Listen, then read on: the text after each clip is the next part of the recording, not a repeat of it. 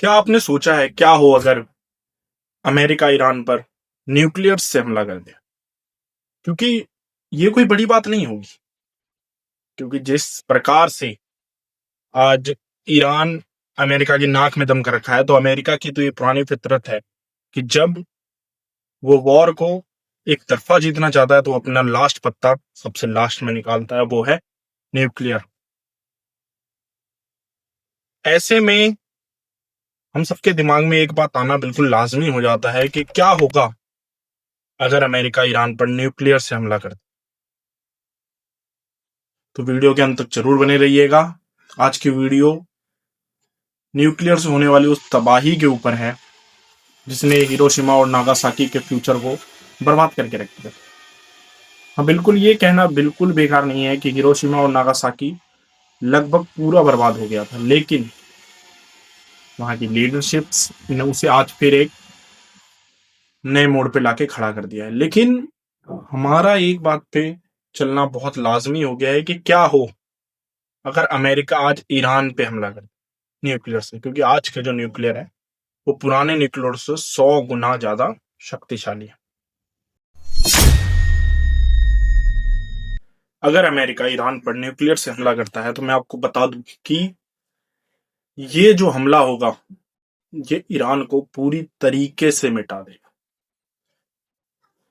और ईरान इसका कोई पलटवार भी नहीं कर पाएगा, क्योंकि ईरान के पास इतनी क्षमता नहीं है कि वो अमेरिका को हिट कर सके, और यहां तक कि ऐसे कोई हथियार भी नहीं है जिससे वो अमेरिका को हिट कर सके। तो इकलौता पूरा क्रेडिट जो है वो अमेरिका के हाथ में है कि अगर वो ईरान पर हमला करता है, ईरान पूरा निस्तो नाबूद हो जाएगा। क्योंकि आपने सुना होगा कि जापान के हिरोशिमा और नागासाकी पर बम गिरे थे, जिनका फैटमैन और लिटिल बॉय नाम था। बट वो एक शुरुआती दौर के परमाणु बम थे, शुरुआती दौर के न्यूक्लियर्स थे।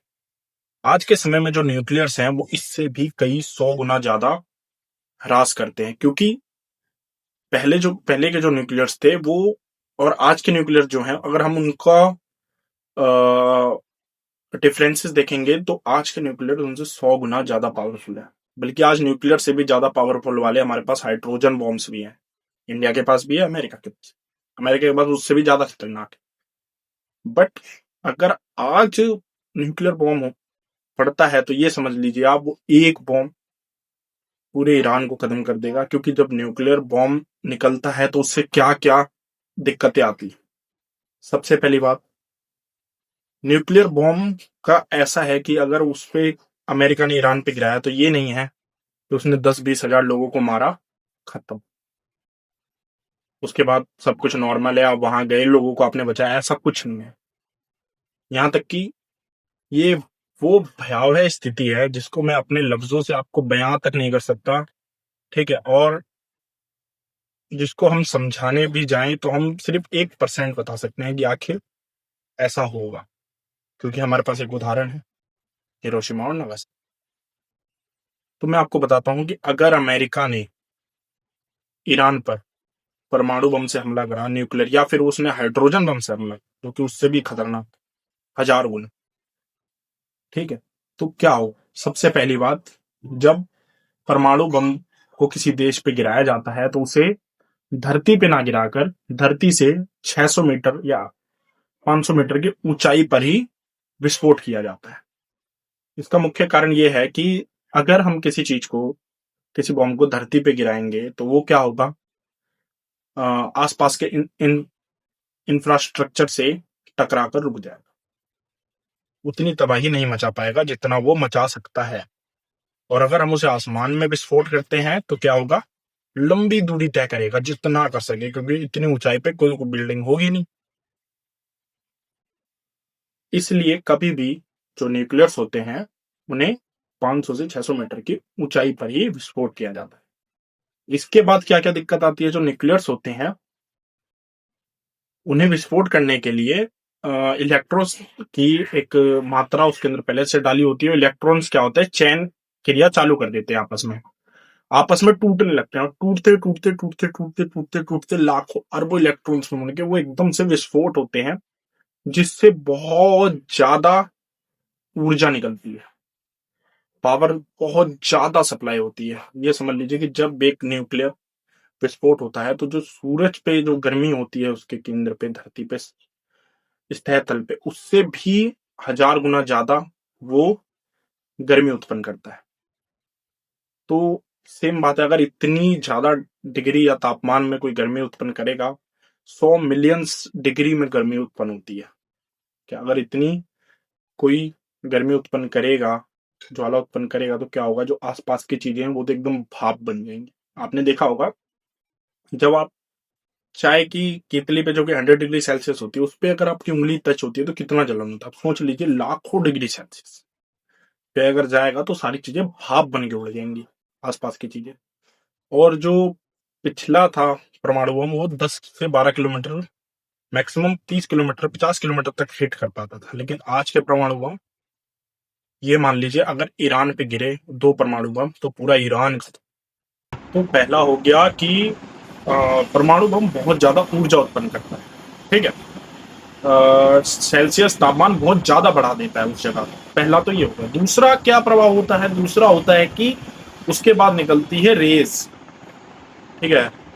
पावरफुल रेज निकलती है, वो इतनी ज्यादा पावरफुल होती है कि कंक्रीट, ईंट के दीवारों को एकदम उड़ा देती है। ये समझ लीजिए आप, वो रेस जैसे पहले धमाका हुआ, धमाका होने के बाद चारों तरफ जो है वो सेल्सियस में डिग्री उत्पन्न हो गई, तो बहुत ज्यादा डिग्री सेल्सियस में ऊर्जा निकली आग के गोले की तरह। और वो जब चारों तरफ फैली तो जितने भी उसके चपेट में आए सबको भाप बना दिया, ठीक है। जहां तक अगर आज के समय में परमाणु बम गिरा तो करोड़ों लोग एक बार में भाप हो जाएंगे, क्योंकि घनी आबादी के क्षेत्र हैं, पहले इतनी आबादी नहीं हुआ करती। दूसरे पे निकलती है पावरफुल रेजिस, इतनी ज्यादा पावरफुल होती है। पहले निकला आग, उसके बाद निकलेंगे उसमें से रेजिस, वो रेस इतनी पावरफुल होंगी कि इमारतों को, ये सबको एकदम उड़ा देंगी, ताश के पत्तों की तरह बिखेर देंगी। इतनी ज्यादा पावरफुल होती है, कई किलोमीटर की रफ्तार से, सैकड़ों किलोमीटर की रफ्तार से एकदम से निकलेंगी।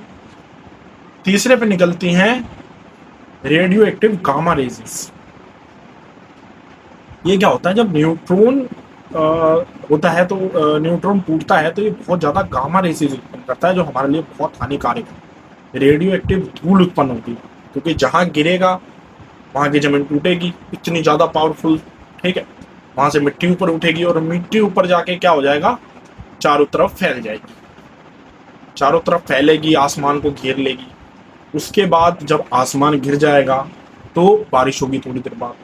वो बारिश इतनी खतरनाक होती है कि जो जो उस बारिश के रेजेस में आएगा वो पूरी तरीके से इन्फेक्टेड हो जाएगा। जो भी पीपल बचे होंगे वो इन्फेक्टेड हो जाएंगे, ठीक है। इसके बाद क्या होता है, वो जो सारा एरिया होता है जहाँ पे न्यूक्लियर से हमला हुआ है, वो सारा रेडिएशन से ग्रस्त हो जाता है।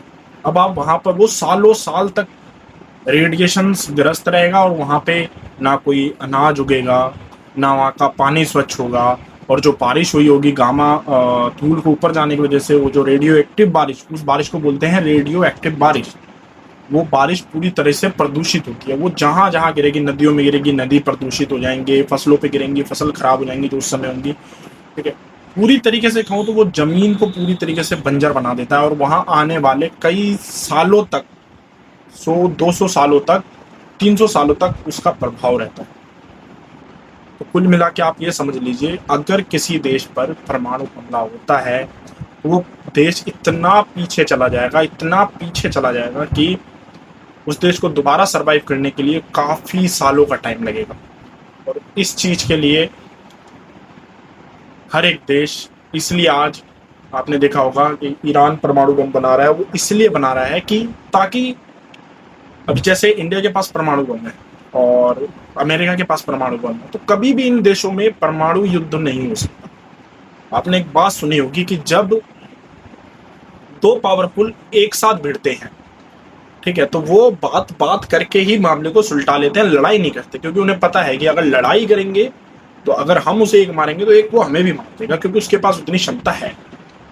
पर जो कमजोर होता है उसे हम क्या करते हैं, जाते ही उतरते ही चाटा मार देते हैं। अगर हमारी गाड़ी टकरा रही है, वो हमसे कमजोर है तो हम उतरते उसके मारते हैं चाटा।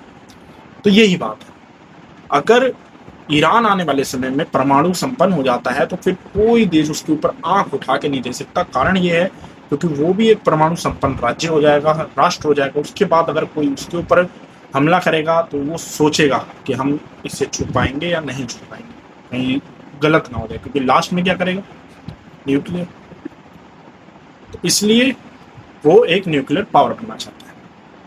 बस यही है आज की वीडियो में, यही था कि मैं आपको बताना चाहता था कि क्या होगा अगर न्यूक्लियर वॉर स्टैब्लिश हो जाए, न्यूक्लियर वॉर चालू हो जाए। वैसे ये हो नहीं सकता, और ईरान के केस में ये हो भी सकता है क्योंकि ईरान अमेरिका से कमज़ोर देश है और अमेरिका की फितरत रही है दोगली मानसिकता।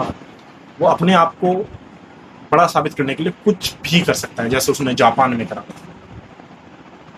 तो अगर आपको वीडियो अच्छा लगा हो तो अपने दोस्तों में, भाइयों में, रिश्तेदारों में सबके पास शेयर कर दीजिएगा, ताकि उन्हें इस जानकारी के बारे में पूरी तरीके से पता चल सके कि आखिर न्यूक्लियर होता क्या है और न्यूक्लियर के प्रभाव क्या क्या है।